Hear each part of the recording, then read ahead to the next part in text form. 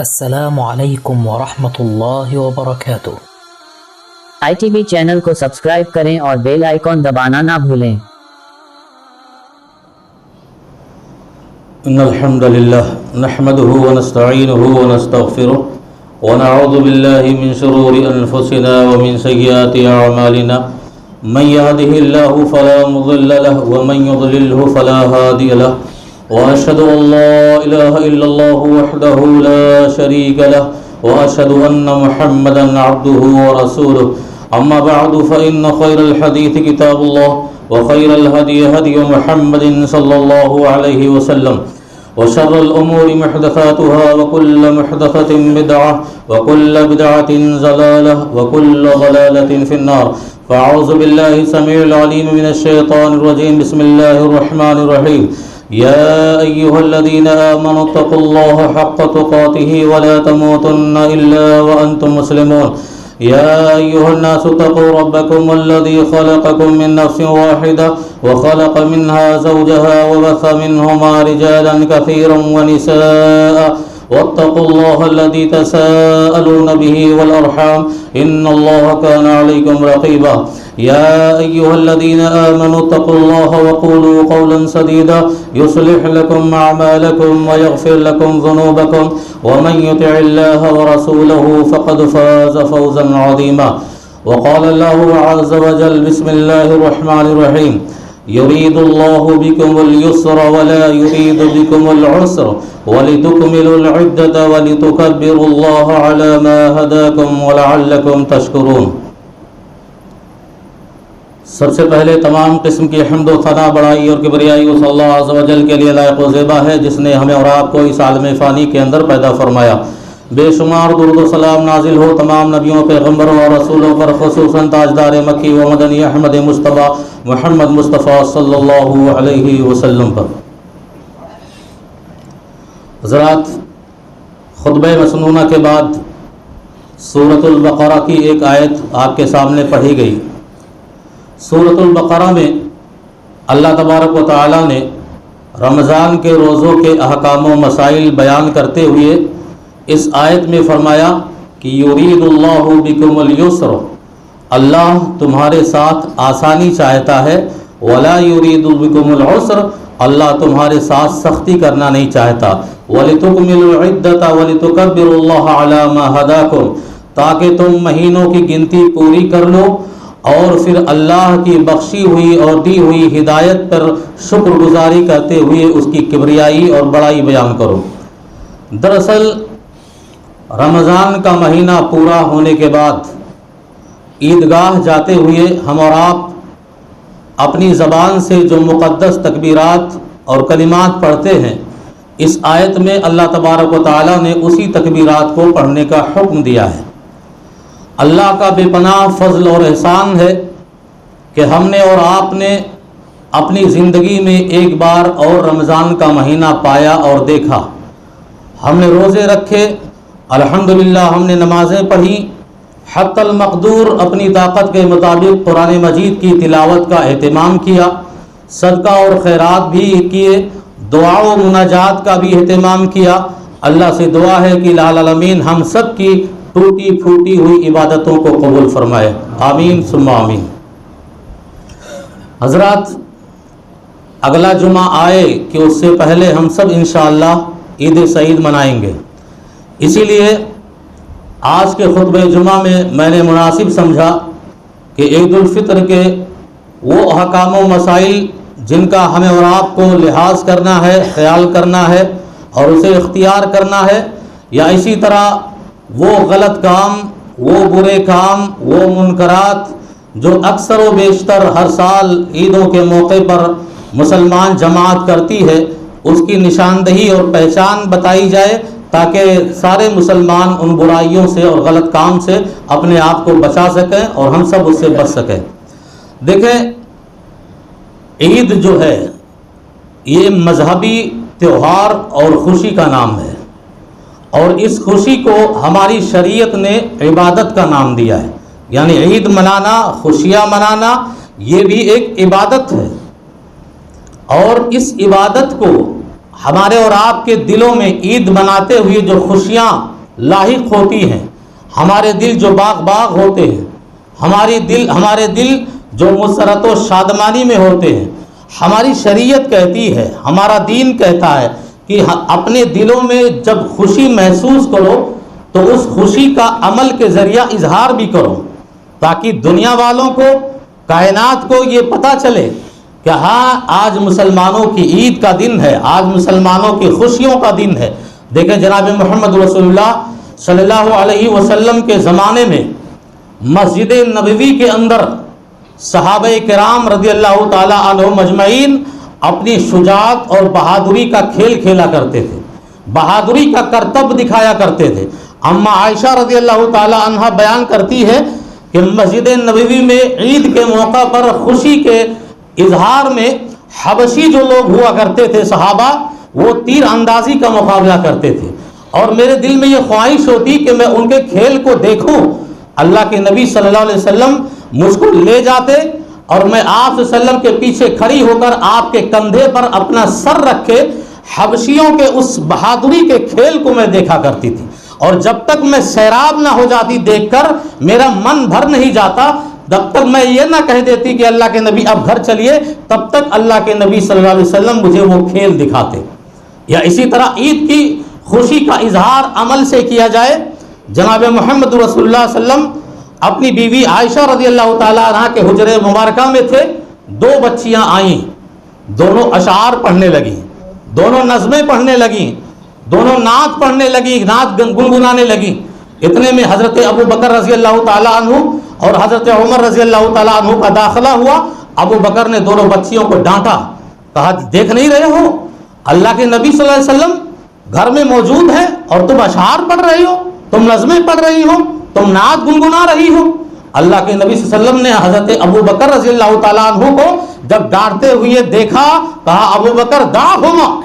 چھوڑ دو ان دو بچیوں کو، لکل قوم عید، ہر قوم کے ایک تہوار ہوتے ہیں، ہر قوم کی ایک عید اور خوشی کا دن ہوتا ہے،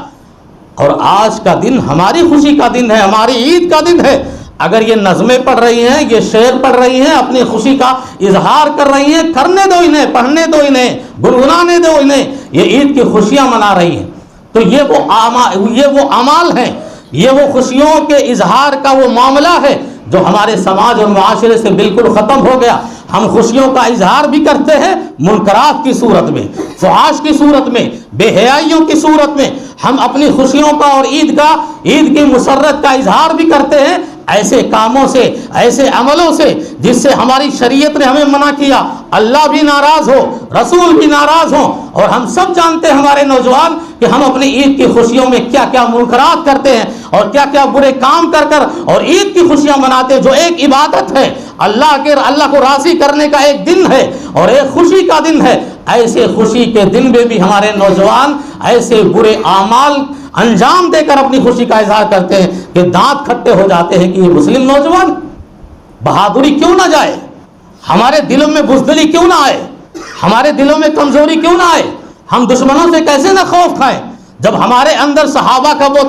کردار، ہمارے اندر نبی کریم صلی اللہ علیہ وسلم کے جانثار ساتھیوں کے وہ اعمال جو ہمارے جسمانی ورزش کے لیے بھی ہے، ہماری بہادری اور شجاعت کے لیے بھی وہ اعمال تھے، وہ سارے اعمال چھوڑ کر ہم ایسے گیموں میں، ہم ایسے سنیما گھروں میں، ہم ایسی جگہوں پر اپنی خوشی کا اظہار کرتے ہیں۔ نہ ہماری جسمانی ورزش ہو، نہ دشمنوں پر ہمارا روب جائے، نہ دشمن ہم سے خوف کھائے۔ ہماری بزدلی کا یہ عالم ہو گیا کہ صحابہ کرام رضی اللہ تعالیٰ عنہم اجمعین کے عملوں سے ہمارے عمل سارے بالکل خلاف ہیں۔ تو عید کے دن خوشی کا اظہار کیا جائے، شجاعت و بہادری کا، اور دنیا میں اور جو ہے کائنات میں لوگوں کو یہ پتہ چلے کہ ہاں مسلمانوں کی عید اور خوشی کا دن ہے۔ اور احکام عید الفطر کے احکام و مسائل شریعت نے بڑی وضاحت اس کی فرمائی ہے۔ میں اختصار کے طور پر آپ کے سامنے عید الفطر کے کچھ احکام و مسائل مختصراً بیان کرنے کی کوشش کروں گا۔ دیکھیں، احکام و مسائل میں سب سے پہلی بات یہ کہ ہمیں اور آپ کو عید کے دن غسل کا اہتمام کرنا چاہیے۔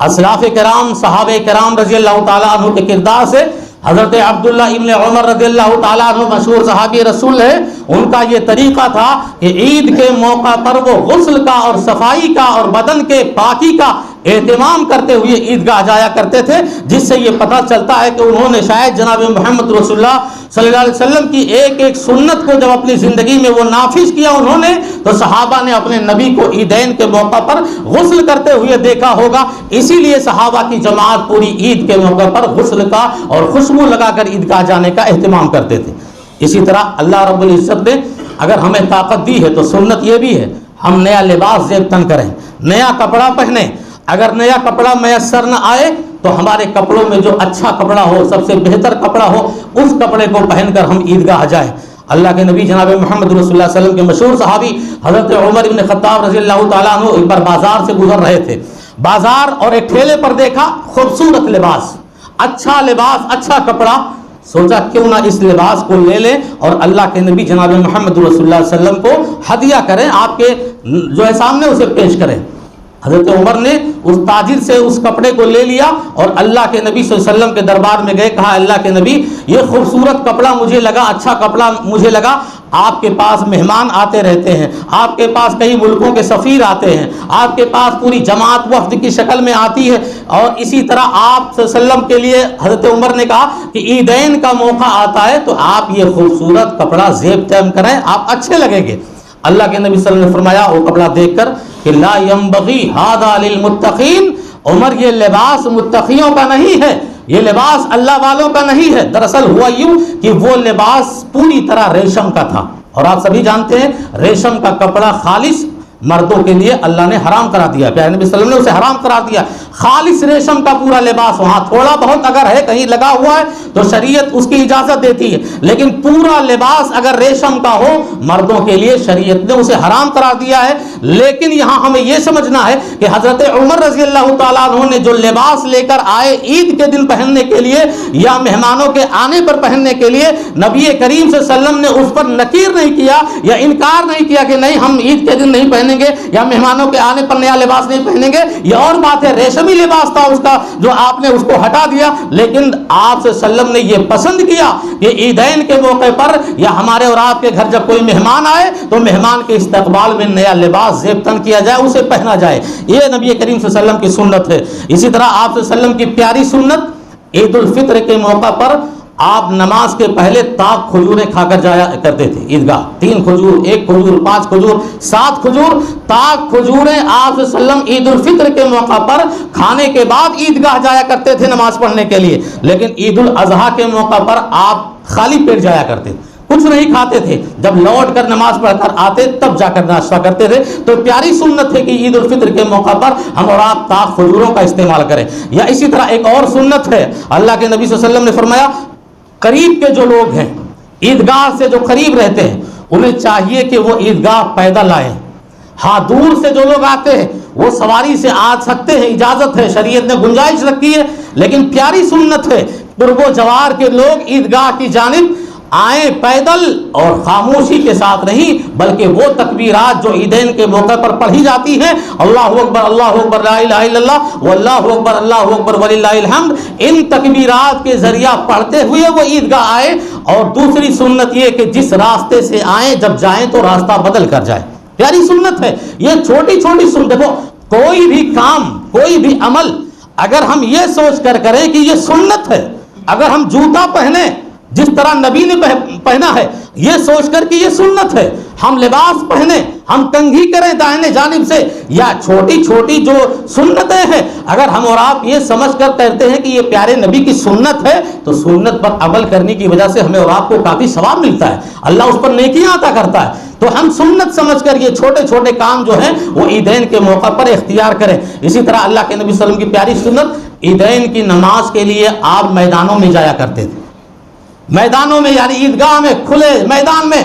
سارے کے سارے مسلمان اکٹھا ہو جاتے۔ کیوں عیدگاہ جانے کا مقصد یہ کہ دنیا کے لوگ اپنی آنکھوں سے دیکھیں کہ ہاں یہ مسلمانوں کے عید کا دن ہے، اور عیدگاہ میں جا کر میدانوں میں نماز پڑھنے سے واقعی ایک عجیب سی لذت ہوتی ہے، ایک عجیب سا مزہ آتا ہے اور ایک خوشی ہوتی ہے، اور ایک ساتھ اتنی بڑی جماعت کو عبادت کرتے ہوئے ہماری آنکھیں دیکھ کر بہت زیادہ شادماں ہوتی ہیں اور بہت زیادہ اللہ کا شکر ادا کرنے کا ہمیں اور آپ کو موقع ملتا ہے۔ ہاں یہ اور بات ہے، بارش ہو گئی، یا کوئی اور مجبوری ہے، ممبئی جیسے شہروں میں عیدگاہ بہت کم ہوا کرتے ہیں، تو مسجدوں میں بھی عید الفطر یا عید الاضحیٰ کی نماز پڑھنے کی شریعت نے گنجائش رکھی ہے، اجازت ہے، آپ مسجدوں میں بھی آ کر نماز پڑھیں اور عید الفطر کی نماز کا اہتمام کریں، لیکن سنت یہ ہے کہ آپ عیدگاہ کھلے میدانوں میں جائیں، مجبوری پر مساجد میں اور مسجدوں میں، ممبئی کے اکثر مسجدوں میں عید الفطر اور عید الاضحیٰ کی نماز ادا کی جاتی ہے، اس لیے کہ یہاں کی عیدگاہ کا جو ہے انتظام نہیں ہو پاتا، اتنی جگہ اور زمین نہیں ہوتی، لیکن گاؤں والا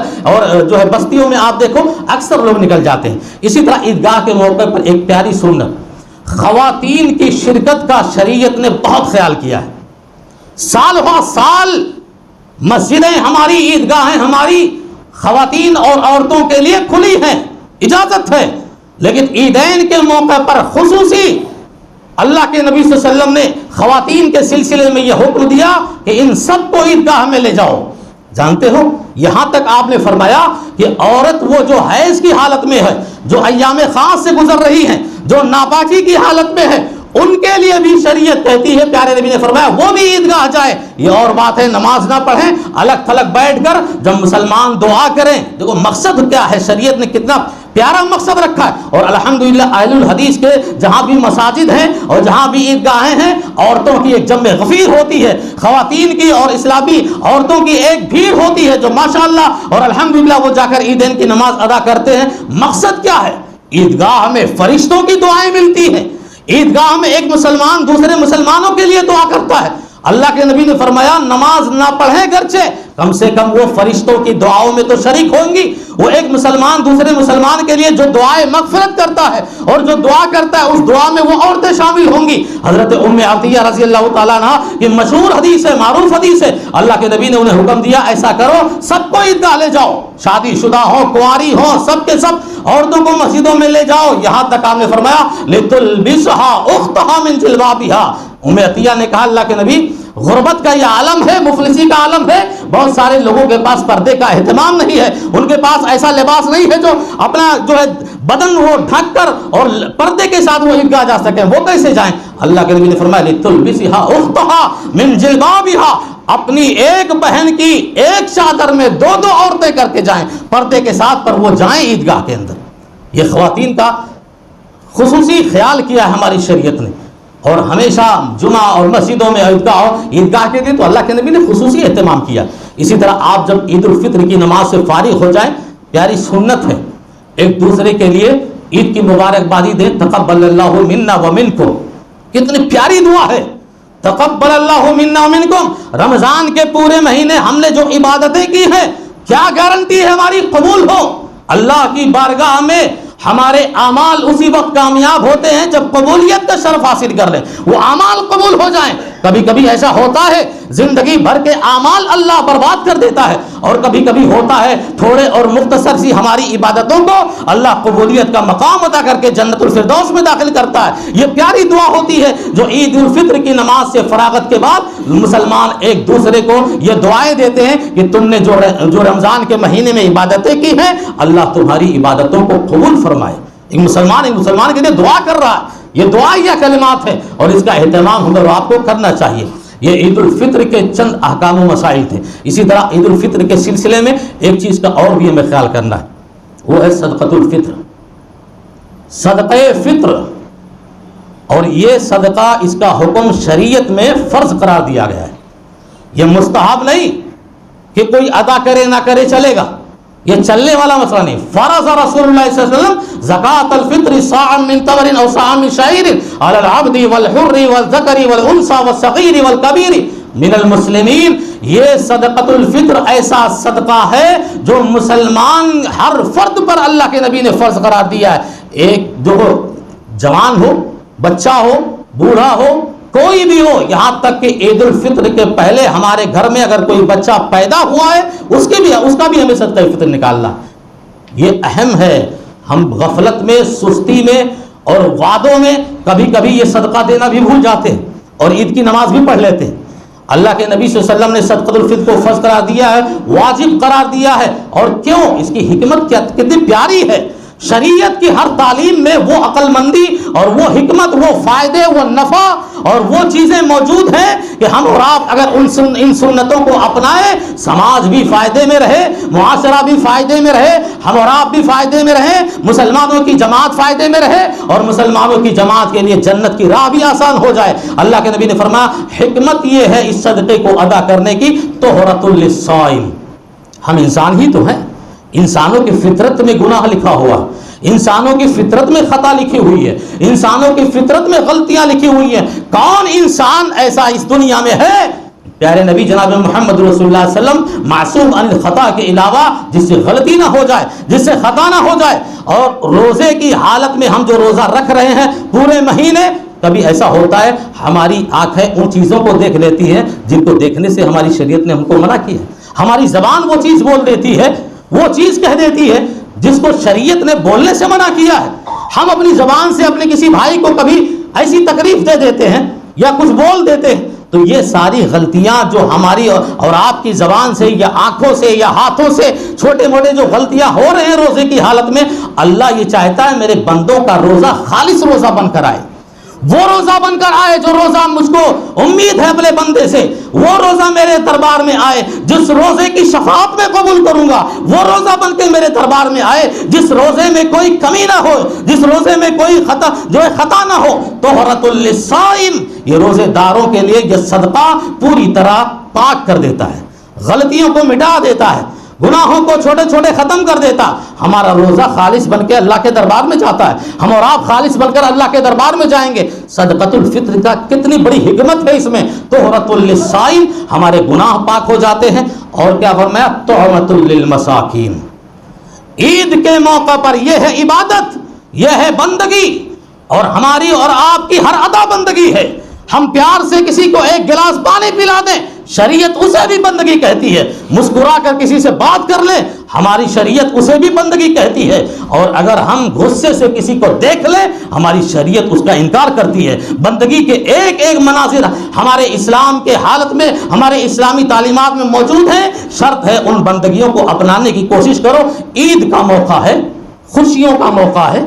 ہر آدمی کو خوشی ہوتی ہے۔ امیر ہے، اپنے دولت کی خوشی میں ہے تو اسے بھی عید کی خوشی ہے۔ غریب ہے، اپنی غربت پر نہ تڑپے، اپنے افلاس پر نہ پریشان ہو،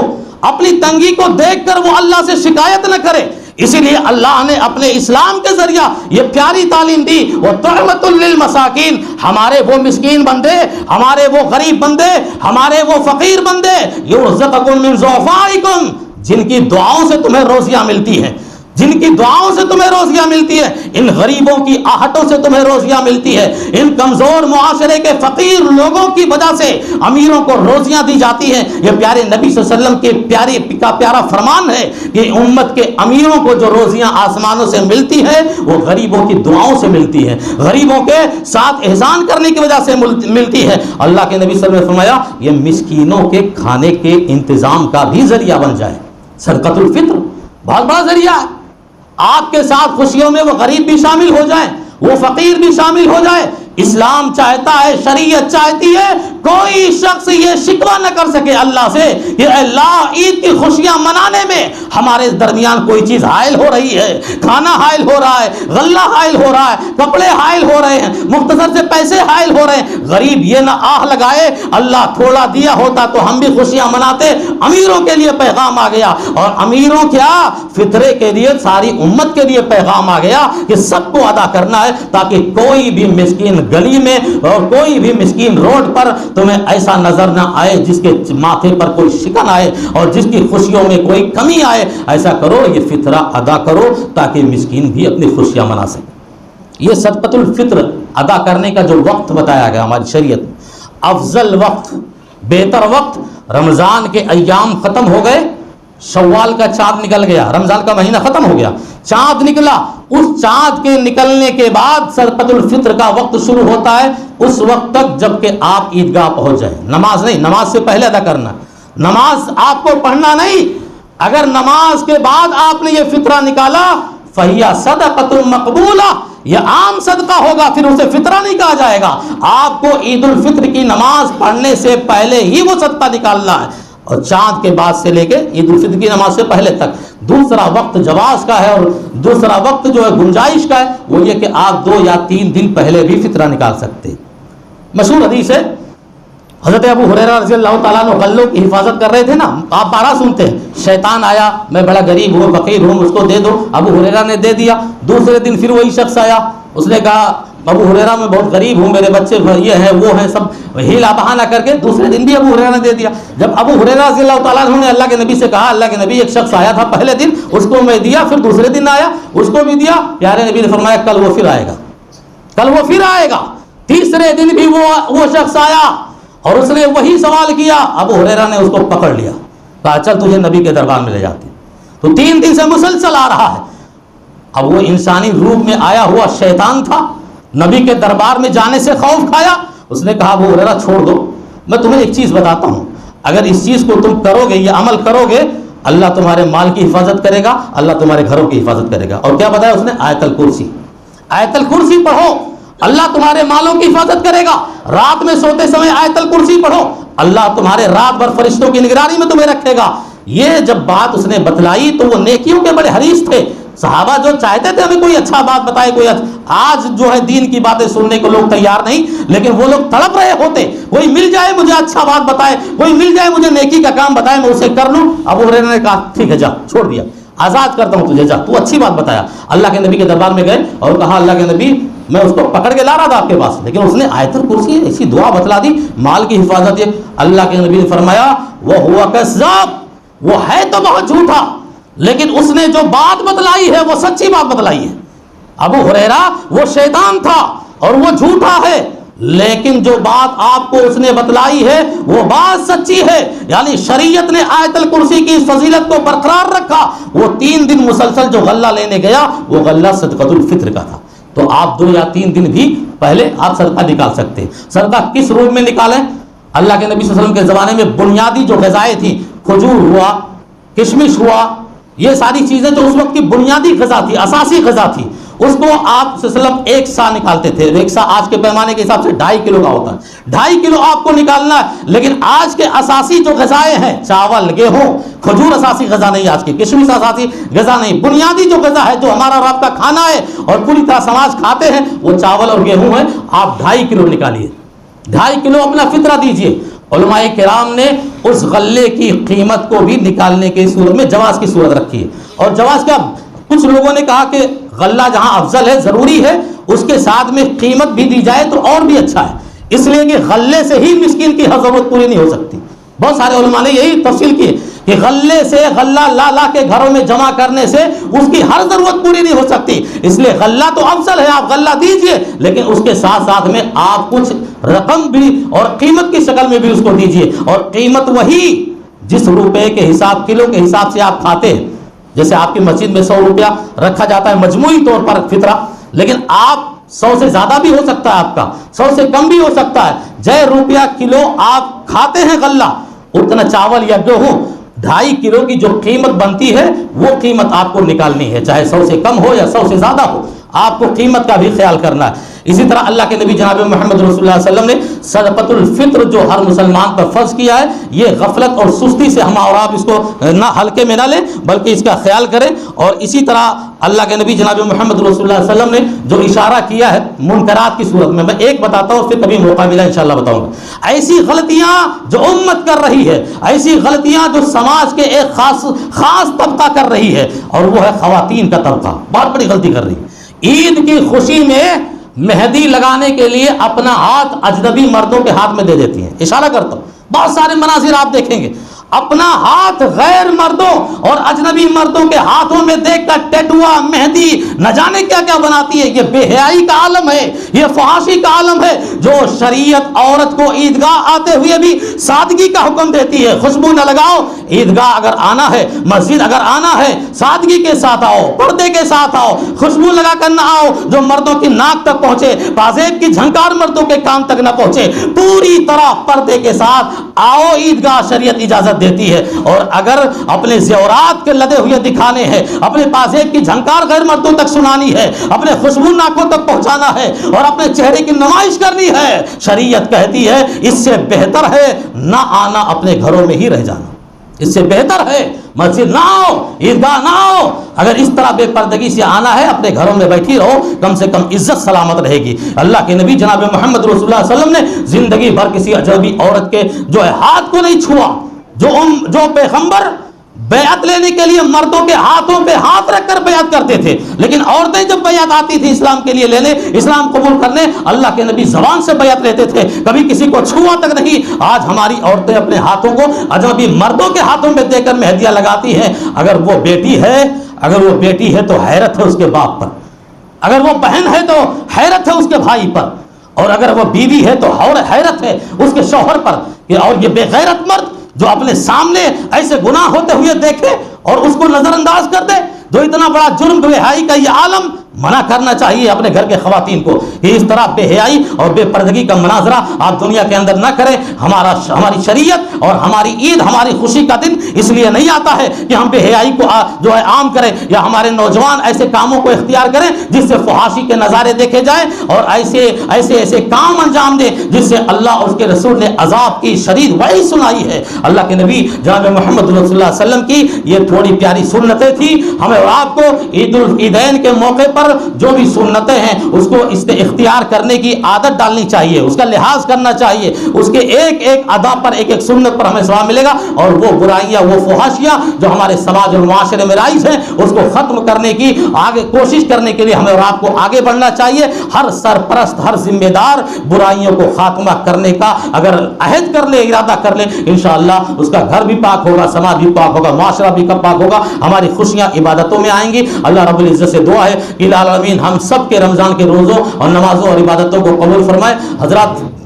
اخیر وقت میں ہمارے محلے کے ایک آزاد بھائی کر کے ان کی بیوی کی طبیعت زیادہ خراب ہے، انہوں نے آپ سے شفا کی درخواست کی ہے، دعائے شفا کی۔ اللہ ان کو شفا دے، ان کی بیوی کو، اور دنیا میں جتنے مسلمان بیمار ہیں، جتنے بھی مسلمان تکلیف میں ہیں، پریشانی میں ہیں، اللہ ان کی پریشانیوں کو دور کرے، ان کو بیماریوں سے شفا دے۔ مسلمان اللہ اگر کسی مصیبت میں آنے والے ہیں، مسلمانوں پر اگر کوئی ظلم ہونے والا ہے، اللہ تو اپنے مکر سے، اپنی چال سے دشمنوں کے مکر و چال کو برباد کر دے، تباہ کر دے۔ مسلمانوں کو امن عطا فرما، مسلمانوں کو شانتی عطا فرما، اور یہ مسلمان جو آج کے جمعہ کا الوداعی جمعہ سمجھ کر آئے ہوئے ہیں، پوری دنیا کے اندر حیرت ہوتی ہے، پتہ نہیں کیسے الوداعی جمعہ کہتے ہیں۔ یہ رمضان کے مہینے کا آخری جمعہ ہے، ہماری زندگی کا الوداعی جمعہ نہیں۔ ہمیں تو دعا کرنا چاہیے اللہ ہمیں لمبی عمر دے، نیک عمل کی توفیق دے۔ ہاں، یہ وہ لوگ الوداعی جمعہ کہتے ہیں جو آج کا ہی جمعہ پڑھ کے پھر جمعہ کے دن نہیں آئیں گے، یہ ان کے لیے الوداعی جمعہ ہے۔ اور یہ بھی کہتے ہیں آج کا جمعہ الوداعی ہے، اگر پڑھ لو گے زندگی کے سارے گناہ معاف ہو جائے۔ ایک ایک سے من گھڑت روایتیں، ضعیف روایتیں پیش کر کے امت کو گمراہ کیا جا رہا ہے۔ الوداعی جمعہ پڑھ لو، سارے خطائیں معاف، جنت میں داخل۔ ارے جنت پانا اتنا آسان ہے کیا؟ اتنا آسان ہے؟ محنتیں کرنی پڑتی ہیں، مشکلیں آتی ہیں، پریشانیاں آتی ہیں۔ الوداعی جمعہ کا نام یہ بدعت ہے۔ ہمارا کوئی بھی اہل حدیث اپنے زبان سے یہ نہ کہے کہ آج الوداعی جمعہ ہے۔ اللہ سے دعا کرو اللہ اگلا روزہ بھی ہمیں، رمضان کا مہینہ بھی عطا کرے، اللہ اور بھی جمعہ ہمیں عطا فرمائے۔ یا اسی طرح ہمارے نوجوانوں کی جو ایک عادتیں ہوتی ہیں نمازوں میں، میں نے اکثر دیکھا ہے موبائل فون پر کوئی قرآن کی آیت لگایا ہوا ہے، کوئی اذان لگایا ہوا ہے۔ آپ جانتے ہیں موبائل فون کبھی آپ باتھ روم میں بھی لے کر جاتے ہیں، یہ چھوٹی چھوٹی چیزیں ہیں جس سے ہمیں اور آپ کو بچنا ضروری ہے۔ اب آپ باتھ روم میں ہیں، وہی اذان ہونے لگے، اللہ کا نام باتھ روم میں آواز لگنے لگے، کیا آپ کو اچھا لگتا ہے؟ ایسے موبائل پہ ایسے ٹون اور ایسی گھنٹیاں مت رکھیں جس سے جو ہے ہمارے دین اور اسلام کی توہین ہو، ہمارے اللہ اس کے رسول کی توہین ہو۔ میرے بھائی اور دوستو، یہ ساری چیزیں چھوٹی چھوٹی ہیں جس کا ہمیں اور آپ کو خیال کرنا ہے۔ اور ایک آخری ضروری اعلان یہ میں آپ کو کرتا ہوں کہ ایک مہینہ رمضان کا پورا ہم نے عبادت کی ہے اس مسجد میں آ کر، اور کتنے اخراجات ہوئے ہیں آپ سب کی نگاہوں کے سامنے۔ میں اگر صرف لائٹ کے بل کا بتاؤں، 38,000 روپیہ لائٹ کا بل آ گیا ایک مہینے میں۔ کس نے؟ ہم آپ نے استعمال کیا۔ ہماری اور آپ کی ذمہ داری ہے کہ اس بل کو ادا کیا جائے، ورنہ 40,000 کا بل ادا کرنے کے لیے ہمیں کئی مہینوں تک انتظار کرنا پڑے گا۔ اسی لیے ہماری کمیٹی نے یہ فیصلہ کیا کہ یہ رمضان کا چونکہ آخری جمعہ ہے، میں پھر کہہ رہا ہوں الوداعی جمعہ مت کہنا، رمضان کا آخری جمعہ ہے، اور یہ نیکیاں حاصل کرنے کا جو رمضان کے مہینے میں ہماری نیکیوں پر جو اجر بڑھ جاتا ہے، جو ثواب بڑھ جاتا ہے، اور اللہ جو ہمارے اعمال سے، اچھے کام سے خوش ہوتا ہے، ہاں یہ آخری جمعہ ہے رمضان رمضان کا آپ یہ سمجھ کر دل کھول کر دل کشادہ کر کے آپ اپنے اس مسجد کا تعاون کریں، تاکہ ہم نے اور آپ نے جو استعمال کیا ہے کوئی غیر نہیں، ہمارے اور آپ کے اوپر ہی خرچ ہو رہا ہے، پھر ہمیں اور آپ کو دینے میں شاید اللہ بلکہ خوشی محسوس ہونی چاہیے کہ چلو ہم نے اپنا حق ادا کر دیا، یہاں کا بھی حق ادا کر دیا، اوپر کا بھی حق ادا کر دیا، یہاں مسجدوں میں جو اخراجات ہوئے اس کا بھی ہم نے ادا کیا، اور نماز روزہ کر کے ہم نے اللہ کا حق ادا کیا۔ تو میں اپنے بھائیوں سے گزارش کروں گا کہ کم سے کم جتنا زیادہ آپ کو طاقت ہو یہ لائٹ کا بل آپ سب لوگ جو جمعہ کے دن آتے ہو اپنے سر پر لے لو، اور اس قدر آپ وہاں چندہ دو، اتنا پیسہ دو کہ انشاءاللہ لائٹ کا بل کم سے کم مکمل ہو جائے۔ باقی اخراجات کمیٹی ہے اور بھی عوام ہے، آہستہ آہستہ اور بھی انشاءاللہ پورا ہوتے رہیں گے۔ اللہ رب العزت سے دعا ہے کہ العالمین ہمیں اور آپ کو زیادہ سے زیادہ یہ جو دو تین دن باقی ہے اس میں بہت زیادہ عبادت کرو، بہت زیادہ اللہ کو خوش کرو۔ انما الاعمال بالخواتیم، آخری سانس اگر اچھے عمل پر ٹوٹے تو یہ ہماری خوش نصیبی ہے۔ رمضان کے 3-4 جو دن باقی ہے نا، دل توڑ کے اللہ سے محنت کرو، دل کھول کے اپنا روپیہ اور جو ہے صدقہ کرو، غریبوں کا خیال کرو، بانٹو۔ اللہ رب العزت انشاءاللہ آپ کی روزیوں میں اور زیادہ اضافہ فرمائے گا۔ اللہ جب تک ہمیں زندہ رکھے، خالص ایمان اور توحید پر زندہ رکھے، خالص سنتوں پر زندہ رکھے، خالص اسلامی تعلیمات پر زندہ رکھے، ہماری موت آئے دم ٹوٹے الہ العالمین تیری عبادت پر ٹوٹے، سنتوں پر ٹوٹے۔ وآخر دعوانا الحمدللہ رب العالمین۔ بارک اللہ لنا ولکم فی القرآن، ونفعني وإياكم بالآیات والذکر الحکیم، انہ تعالی جواد کریم ملک بر رؤوف رحیم۔